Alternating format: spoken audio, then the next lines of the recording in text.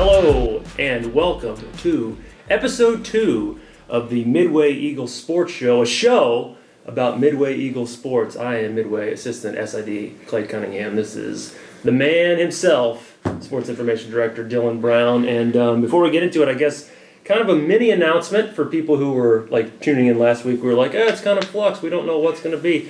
I think we kind of like the format of this show is pretty much going to be the same. Like the feedback was so ravenously positive. People were like, don't you change one speck of that. I know. Be riots in the streets. And those of you that tried to get us canceled and taken off air, why would you do such a thing? Why? The masses have spoken. Why? But we're rave reviews after week one. Rave reviews. I find it a little gauche to brag about such things, but we're just stating the facts. Yeah. So, but I think we're going to keep this the same, and then also kind of do an offshoot, just sort of separate interview type show, like with coaches, players.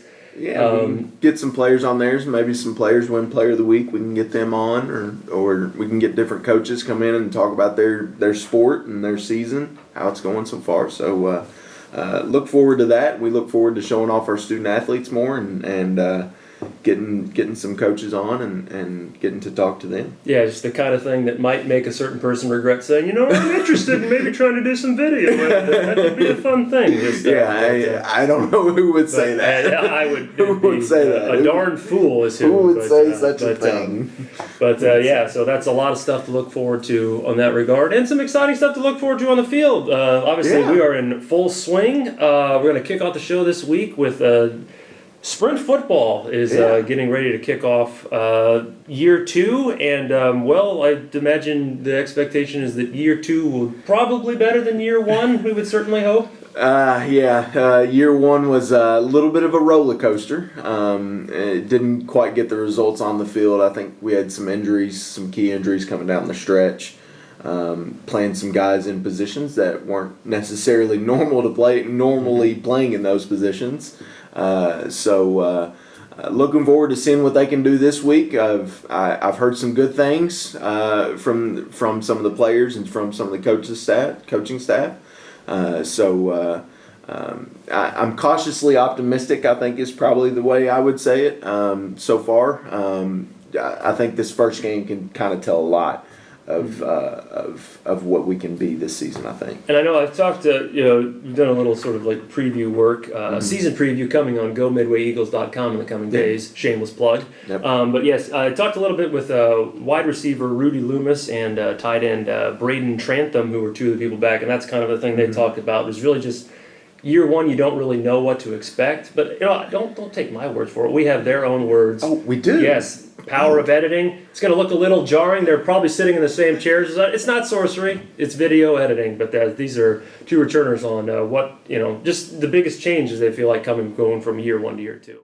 It's definitely so much better than last year. I mean, just being able to transition and us having establishment from the 20 guys that came back, even if we had 10 guys come back, just the leadership transferring over from last year just makes it so much better. I do think that was the big problem last year is that everyone was a freshman. Everyone was a freshman. It was everyone's first year. There was no, this is how we do things. This is the leadership. This is how things should be done. So this year we've got the leadership, and then we just got a good group of guys that came in that want to work every day. Thank you, guys. That's something to look forward to. Yes, their first game this week against Walsh, team playing its first game. So, I mean, it's really hard to know what to expect. One thing we hope to not expect, we saw from the opener last year, less than 11 turnovers. Is that how many we had combined in the first game? I wasn't there personally, so I can't. I was there. That was a crazy night. That was a fun night. It was crazy, but it was also fun. We had some great. Good Lord, we had some great attendance for those for that game especially. I think that was kind of the mystique. I think everyone was the mystique of sprint football at the time, even though people don't quite understand that it's the same rules, presto. It's the same exact rules as regular football that you just watched week 2 of college football at the NCAA level. So, Walsh, new program to the Midwest Sprint Football League. So I think they have football currently playing up there in North Canton, Ohio. So I think they played the Hall of Fame Stadium. That's I a good venue I to think play. they play at the Hall of Fame Stadium, so that'll be a nice, neat little trip for our team this weekend. Indeed, that is week A one. business Trip, yes. Business trip. It's nothing but business and that one kicks off at 1 p.m. Saturday, the first of 2 road games to open the year for Sprint football. Mm-hmm. And gotta onward and upward. Onward and upward. That's 1 p.m. Eastern time. 1 p.m. Eastern time. Yeah, Yes. Eastern time. All you people that are on Central time, what are you doing? Get on Eastern time. Come on. Yes. How hard would it be to have one state? I know, right? Well, this show will be 2 hours long if I go into my gripes about the time zone. So let's transition into women's volleyball, who had their River States Conference opener last night against Brescia. Pretty dominant start, won 25-14, 25-16. The third set, it's actually the only set I saw, so perhaps a mini curse on my part. But a small one because they still won. They rallied from about 5 down, I think, to win. It was 17-11. 17-11, so, and then we actually faced set point at 24-23, I think is what we had faced set point. So rallied for a 28-26 win. Dylan, your biggest takeaways from that? No, they looked really well in those first 2 sets. I mean, the first 2 sets were hitting. I think we hit 481 in the first set, and then I think something 438 in the second set. So offensively, we looked really good. Finished with a 359 hitting percentage. Had 49 kills in a 3-set match, so you're averaging 16 kills a set right there. So those are some really good numbers. That's what you want to see. A nice balanced attack. 4 players with at least 8 kills. So that was good to see. Defensively, I thought our passes looked better as well. Especially coming off, it was a nice bounce back win for them coming off that loss to Campbellsville. And then also you start conference play. You want to start conference play as strong as you can. So I actually did catch up. You talk about video interviews. I did catch up with Coach Mang. It's a fierce competition, bro, to get the most footage. It is. But we talked to Coach Mang and Hannah Brink after the match, and we'll get their thoughts right here. Really exciting, and the atmosphere was great in there. All the fans, they really helped us keep our energy up, and everyone played together, which was really nice. That just starts our season off well, but also just the school year off well, just getting the students involved and seeing on campus. You can tell there's a lot of Midway pride, and we can't wait to go cheer on the basketballs at their games as well. They talked about the crowd right there. I mean, that crowd last night, you were there for that third set. I mean, I thought those bleachers were going to come apart at one point. I mean, we got to take it easy on the bleachers now, guys. But anyway, that was a great atmosphere. I think the entire men's basketball team was there, women's basketball. I mean, it was great to see so many students there at that match and supporting our team. It felt like they really kind of willed them down that third set, excuse me. Yes, that's for sure. Well, the first one, if you watch, at the end of the second segment, we had a trivia portion. Oh. I'm afraid to say that I dropped the ball and I don't have one. You don't have a trivia question. Psych! Oh, Dylan, you have stepped off the hot seat and onto the banana peel, my friend, because this is clumsy Clay Cunningham's cavalcade of trivia tomfoolery.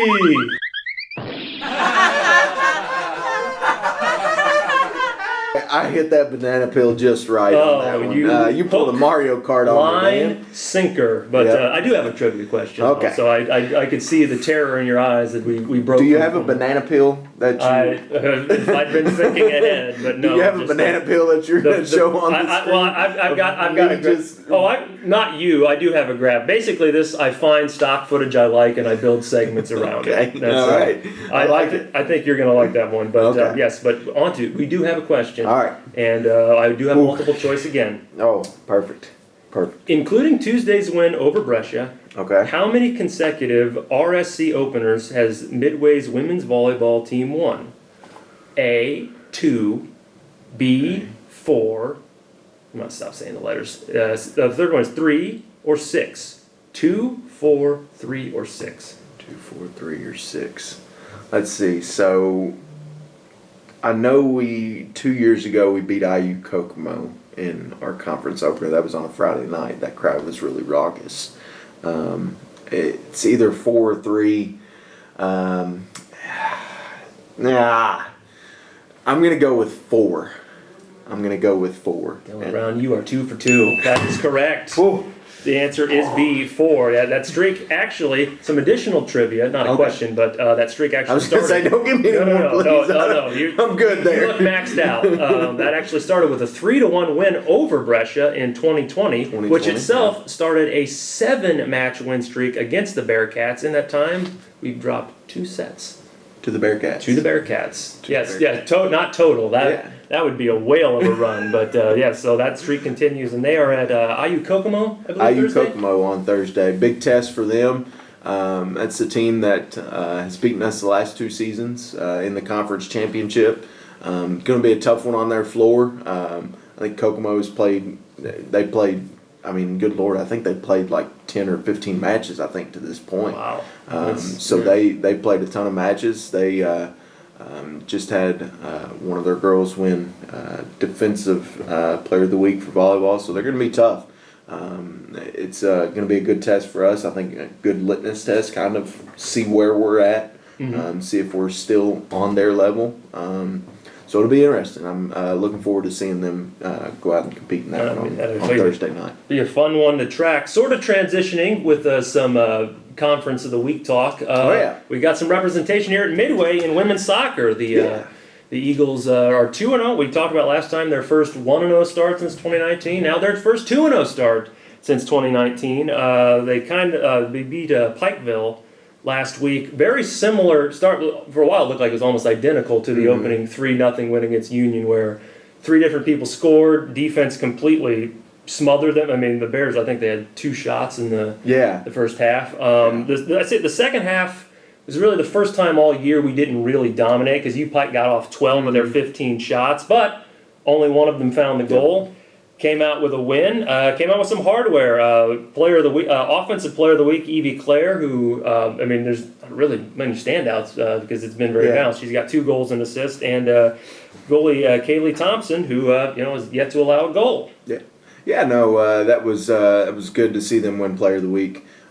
It's always, I know it is for me, and I'm sure it is for Clayton as well, to see our student athletes go out and win Player of the Week. It's very rewarding for us to see them go out and do that, to see them be rewarded for their hard work. Evie Clare was a little bit of a late addition to the team, I think. Doesn't even have a team photo yet. She doesn't even have a photo up, so Evie, we're coming for you. We're going to get you at a photo day. Get me on the field. I don't have any time for this vanity. No time for media day. Evie Clare has been a great addition. Did also make a change. Have a chance to get Yasmin in goal in that second half. It looks great, by the way. Because she's coming off an injury, it was good to see her get out there and play. So it's also a good problem to have whenever you've got 2 goalies that are more than capable. Kaylee, it's the second time she's won Player of the Week in her career. So congratulations to both of them. And do you know when they play next? Because it feels like it's basically going to be a long bye week. time. Yeah, because they were supposed to play Alice Lloyd on the 14th. That game got canceled. Yes, their next one is their River States opener at West Virginia Tech on September 21st. So that is 2 full. Yeah, the UPike game was the 7th. So 2 full weeks without a game, which. So that means, I guess, we're not going to win Player of the Week this week for women's soccer. Player of the Week's in our hearts. But hey, you want a good consolation prize? Okay. This is I was trying to use there's a porta potty out at the soccer field. A woman from Pikefield informed me it was the most fresh smelling porta potty she'd ever been in. Wow. So that's that's awesome. Life at Midway. Like, even a restroom trip is like a trip to the botanical gardens. I know. I wonder if they maybe had an air wick in there or what they did in there. I'm not sure. It was. Maybe it's one of those things. It's better not to ask questions and just take in the flowery aroma. Which I've heard of a flushing meadow before, but this is ridiculous. And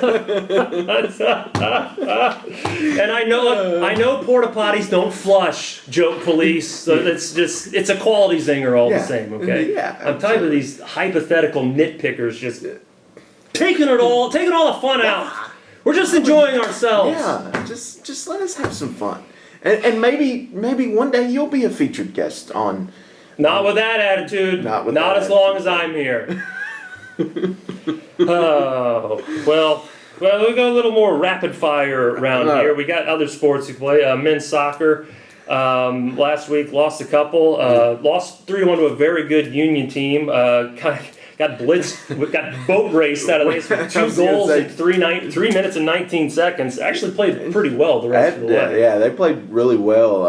Ended up having it be a 2-1 game, and I think they were really pushing there late in the second half to try and get that equalizer, and then ended up getting counterattacked. In the process, and ended up getting beat 3-1. But that's a Union team that's now, I believe, receiving votes. Yes. Up in the national poll. Very fast team. They're very big, very physical as well. So that was good to see them fight back, especially after allowing 2 goals in the first. I mean, goodness, you're down 2-0 before you can even take a chance not even to take 4 a minutes breath. in. Yeah. So that was a good one for them, but. Unfortunately, didn't end the week so well. Yeah, carried good defense again against Asbury. Just kind of had 1 goal in I think the 11th minute. 11th minute. Yeah. And then just had a few opportunities, but couldn't convert. They got 1 more non-conference game against Freed Hardman Saturday, and then fun start to the River States Conference against the projected 2 top teams. Receiving votes, West Virginia Tech on the 21st, and then a trip 1 week later to number 4. Rio, right? Oh boy, yeah, that's Rio, who was I believe finished. Did they finish in? I know they finished in the top 4 last year. Yeah, they're number 4 right now. They're number 4 right now. I want to say they might have finished runner up. I mean, they really came on last year. They didn't necessarily look like a team throughout the year that you would expect to make a run at the national tournament, but that's always a quality Rio team. I mean, my goodness, they've got some. We talk about them sometimes. They got some grown men on that team. They've got some grown men on that team. So that's going to be a tough test for them. But luckily, I don't know if it's luckily or not, but you get those 2 away. You get those 2 out of the way in the first. There could definitely be a benefit to that. So it kind of gives you a chance to build off of those and come on down the stretch and pick up some wins down the stretch in the most important part of the season. Yeah. And then we got cross country's actually got their home opener this Saturday. They, after their first race got canceled, they open at the all caps brutal Indiana Wesleyan Invite. This, between men's and women, this had 9 ranked teams. This had the women's side had the number 1 ranked team, defending national champions Taylor. Number 3 on the men's side, Indiana Wesleyan. This was number 3. I believe they had 6 of the top 9. Yeah. And men placed 10th and a 22nd place run by Jacob Kosis. I'll get there. The women were 13th behind Trinity Smith, who placed 30th. From the looks of it, apparently, like if you just seen like the first half mile from up here, you would have thought that the Midway men were the unstoppable juggernaut of this tournament. I think in the team meeting before, I think even Coach Jay Walls posted this on social media as well. I think he kind of made it clear that he wanted them to ease into it. It was going to be the first race of the season for them, so don't come out hot. And then the first mile and a half, what do? We have Jacob Kosis, Josiah Kosis, brothers. They are related. They also have another brother on the team. So if your head is spinning, mine is too. Yes. And then also Carson Milner as well. We had 3. They were all 3 sitting inside the top 5. Yeah. And like that point. So I believe. Do we have a picture of that? We do. We do. Here you go, folks. That's look at this. Look at this picture. We just hope maybe people left the race after that point and didn't check the results because they're like, man, this Midway group came to play. It's a great photo. Yes, for sure. It is. It is. Good laugh. Good laugh for you. But last men's, we teased it last week. Men's golf had their first tournament this week. A little bit of up and down first tournament of the season. Yeah, talking to Coach Smith before the tournament, it was going to be tough competition. I think the course wasn't overly difficult, so I think it was very playable. If you're trying to play golf, I mean, if it's playable 4 fairways over, which is where I would probably be. Is that still playable? I mean, in a way. I mean, you could still probably play the ball where it was on the hole. Play the ball as it lies. Yes. But yeah, no, that was some stiff competition up there. It was a stacked field. I think there was like 15, 16 teams there. So came in ninth. I think didn't shoot quite what we were hoping. I think our Achilles heel was coming down the stretch. We didn't finish strong. I think we were strong to start, but we didn't finish strong. So I think that'll hopefully be getting rectified by the time their second tournament starts, especially with the conference preview coming up here shortly, and I want to say next month or so.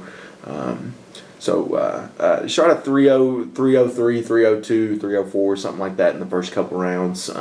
Then kind of got back to our normal scores of a 296 in that third round. So not quite the start we wanted to in those first 2 rounds, but we finished strong. So hopefully we can build off of that and going forward. Apologies to any Jets fans for the Achilles talk if you're watching. Yeah, we do apologize. Apologize. Yeah, not that much. It's tough. It was tough to see, but yeah. I'm a little bit more sympathetic than Clayton. Clayton's. Of course, both of our teams just laid a complete egg on week 1. We'll stop. We'll there. just reminisce about the 2006 Super Bowl or leading up to it. You might have enjoyed it more than I did, but yeah. So that's all we have. We're also we got some fun stuff going on. We've had our media days with we got some cool B-roll here to hopefully highlight just how much fun we have here at Midway University. Yeah. It's those media days. They're a little bit of a gauntlet day. Yes. Especially whenever you throw them into a week where we have 4 home soccer games. So that was on me. Didn't quite properly plan that one. But the memories will last a lifetime. Memories will last a lifetime. But well, thank you. That's I think we are good. We've got not a lot coming on campus this week. Just the aforementioned cross country. We got a schedule graphic. We'll show to you at the end. But yes, for now, we do have a lot of esports though. We do. We have a lot of esports. I mean, they play. I want to say they played like 100 games last year. They played like 100 matches. I compiled their schedule. It was they did open. I don't play video games. The soccer League game. Yeah, the soccer game. Rocket League, yes. Soccer with a car. They beat Wilkes-Barre, I think. Yeah. I know they lost to Illinois State. I know Illinois State from my days of covering the Missouri Valley Conference. But yes, they're 1-1 and a whole slew. I got to get acclimated to everything that is everything. We both need to get acclimated. Coach Tinker. And we will. No, I don't want to make it too joke. I've already zinged. I was going to say your zinger of the trivia question, the newly named trivia question for this week. That was a good one. Thank you. That was a good one. Well played, sir. Hopefully more to come. But yes, and we'll have plenty more to come here on our YouTube channel with this show and the Still in Progress interview show. Gonna have some videos on our social media too. Just nothing. The written word, throw it out the window. We're purely video people here now at Midway University. But I'm Clay Cunningham. That is Dylan Brooks. No, Dylan Brown, not Dylan Brooks. I will never do a show with Dylan Brooks. I'm sorry. But bad note to end on. Goodbye.